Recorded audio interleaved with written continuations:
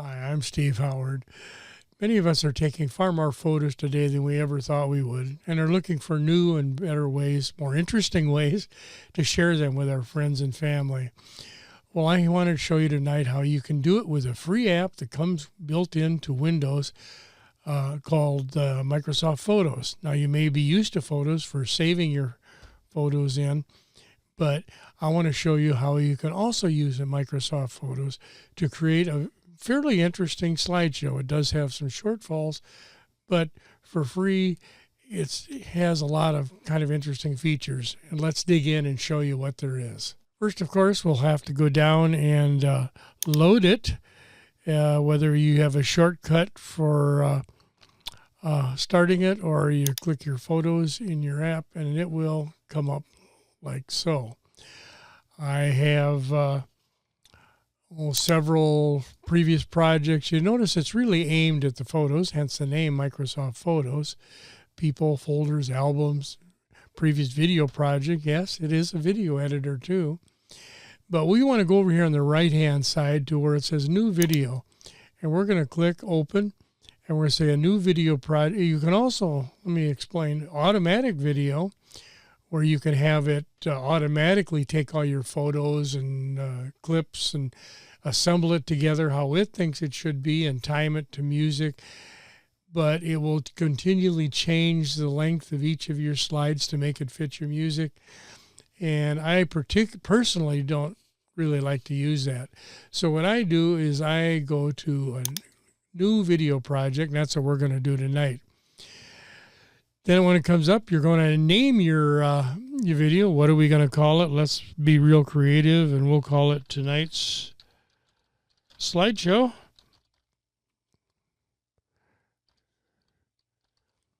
And we'll move on from there. Just click OK, and it's ready to go. Now you see the windows. It presents you with three windows. You've got your project library. Some places called a media bin.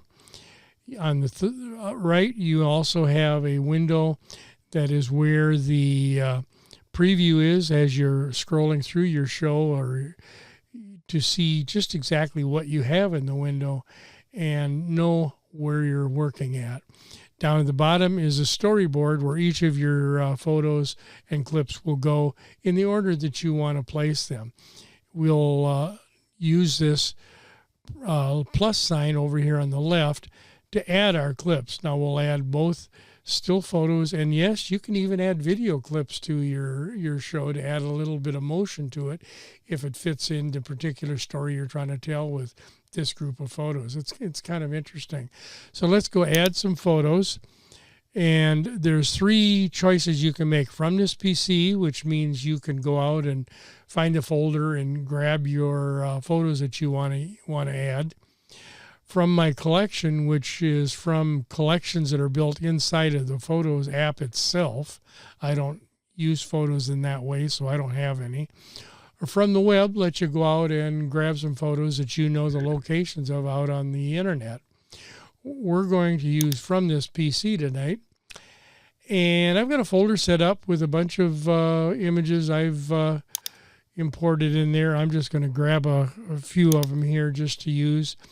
And if you notice, if you highlight them all, I click the first one, hold the shift key and select the last one, and then click open, and they'll all go into our little media bin. Now let's go add let's put a video clip in there, just so I have one to show you how it works. And we'll add this one right here and click open.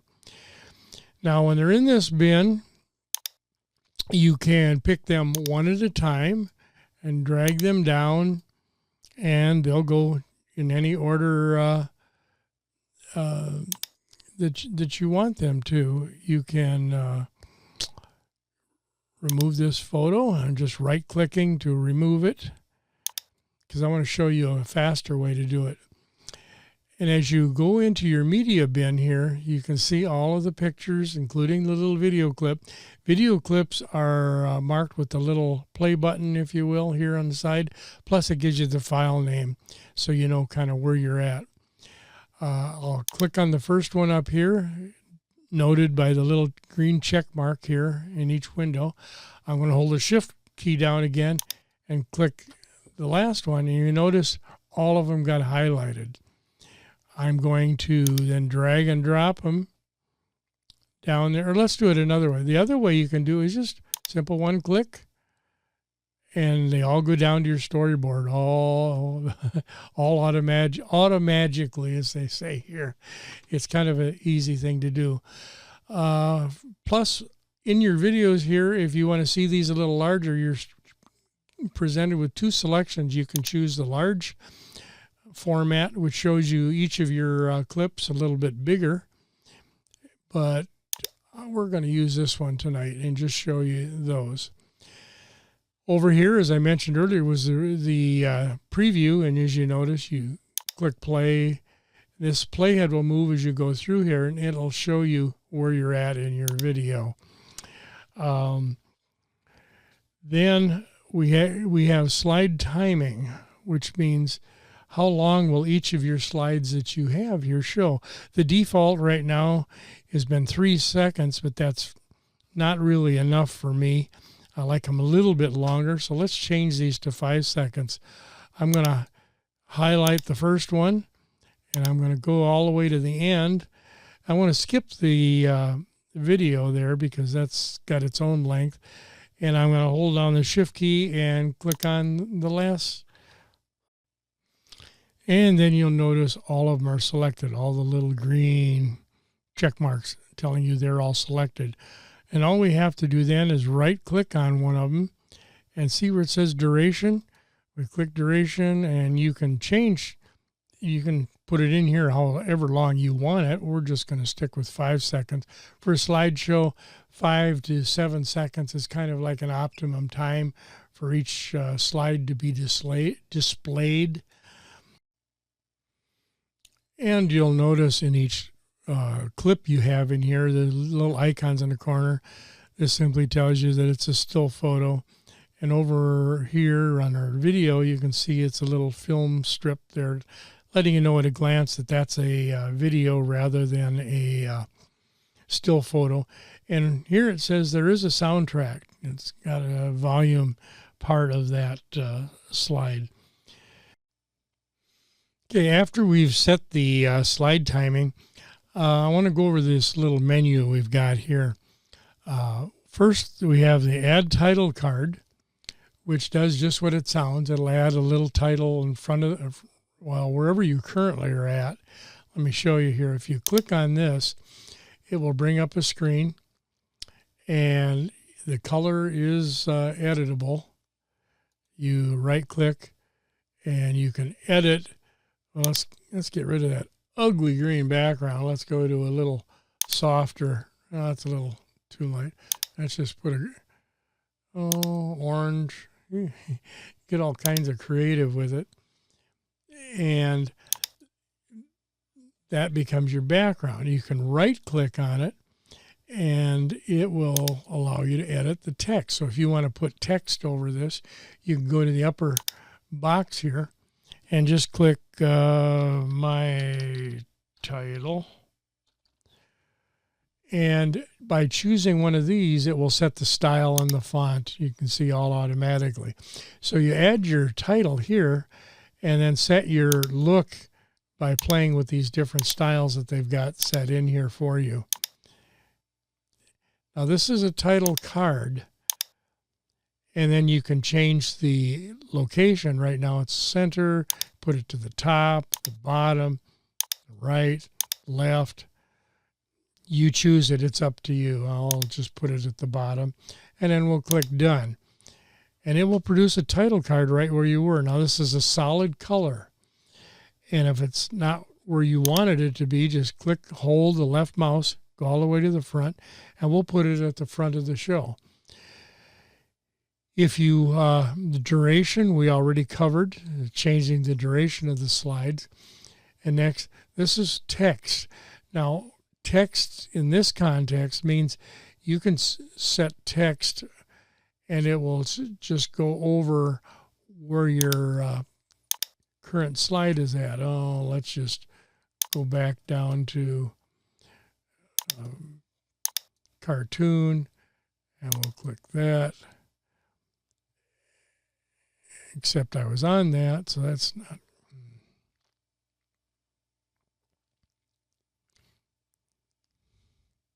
If you didn't want that on the slide, but you wanted text on the image you were on, click on the image that you're going to want to work on, right-click on it, and click Edit and Text. And we can then put our text here. And he said, oh, my truck. Helps if I spell things right, isn't it? My truck. And we'll save that as text there. And it goes right over the photo you are currently selected. So you can add a title card with a colored background. You can add text to the bottom of any of your clips and work from there. It works pretty good. Now you can go back and change that. You can modify it. And other things you can add is motion, which is a slow pan movement, slow zoom out to the left, zoom out right. As you see here, they're different movements that are applied to that particular slide. And we can go and here, let's go back one slide. We'll start this one, and as you go into this slide here, you'll see it slowly. See how it's doing the slow movement? That's what those 3D motion effects will do. 3D effects, I'm not really a big fan of, but you may find a use for them. These are explosions, fires, comets, candle flames, confetti. You can do all sorts of things, play with them for fun. The last picture I'll just show you what you can do. It doesn't really work. There's a tree stump. Let's make that thing explode. And you can rotate, how you want this thing to look. You can move it around. I'll leave it right there. We'll click done. And it applies it to our picture. Then once you've applied the effect, let's review it. It will take a while to process. It's a little bit of a graphic rendering to do. So give it a little time. And you go back and review it. Here, let's click play here. And we'll go through this one just before it. And as soon as it gets to the next slide, we should. There's our little explosion and things like that. It's not really something I use a lot of, but you may find it of interest. Next, we'll go to filters. This again is of marginal use, but you can change kind of the look of your pictures, change the color tone, make pixelated, black and white, and you can always go back to the original. Filters, that's all what they do. Then what I wanted to cover earlier, what I mentioned aspect ratio, was these are the black, we want to get rid of those black bars. Now you can right click on these pictures and resize, remove black bars, but I like to do it up here. When I'm processing it through, I'll just step right through this menu one step at a time. We click this little square box here and remove the black bars, and bing, bang, boom. It zooms in your picture just enough to get rid of the black bars. So you want to make sure that your picture has enough information on it, enough of a photo that will be left after it clips, because you will lose a little bit of the picture. Here, let's try another one. You notice this one where the line for the barn door is. When I get rid of the back bars, suddenly it's right up against the edge here. But it does a really good job, so I like using it. And that's one way to get rid of black bars in any pictures you may have that don't really have enough. Or get rid of the black bars anyway. Also, after going through that, just so you know, you can right-click on an image, and even from each image, you can add the title card, change the duration like we did earlier. You can edit text, motion, 3D effects, filters. You can resize, shrink to fit, which is how it came in, or you can remove black bars. You can cut the photo out. You can cut all the things that you might need to do someday are all right there. So we're going to remove the black bars again, and there we go. That's another way you can do that. Finally, we've got an upper menu here, is background music. Now, it comes with a fairly reasonable library of all sorts of different types of music. And you can test it and see what it sounds like.